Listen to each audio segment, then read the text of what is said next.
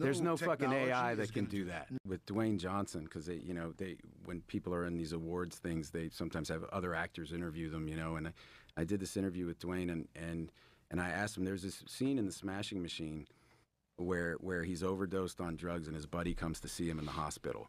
Yeah. And it really walloped me, this scene. I thought it was so great. And I asked him, and I was just like, can you just tell me about this scene? Like, did Benny Safdie directed it? Did Benny write that? Did you work on that scene with them? Did you? He goes, no, we actually worked on it together. And I go, well, but how did that scene come to be? And Dwayne goes, well, my father was an alcoholic, and I don't remember if he said substance abuser or alcoholic, but I didn't know the man. I don't want to impugn him, but he had a substance issue, whatever it was.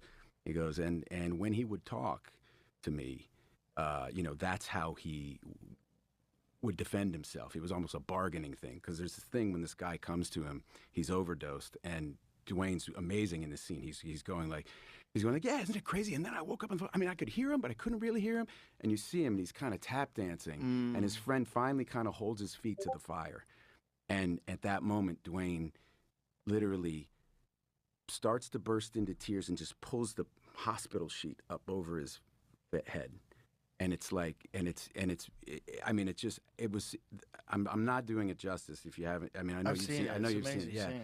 But he said, yeah. So he explains that about his father, and then he goes, and when my mom was diagnosed with stage 3 lung cancer, I was with her when the oncologist came in, and she was lying in the hospital bed. And when he gave her the news, she pulled the sheet up over her head, and I looked at her, and she just looked like a little kid.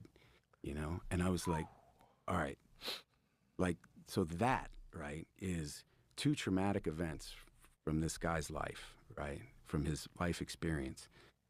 And the actor in him, right, sees this scene, goes into his memory, pulls these 2 things out, understands that they're appropriate for this scene, and he can marry them together in the scene, and then he goes and performs it that way. And a dude walking in off the road goes to the movies, sees this, understands somehow that it's fucking real. I didn't know why. That's why I wanted to ask him, how did that scene come to be? I genuinely didn't know. And made me tear up, and, that is, and there's no fucking AI that can do that.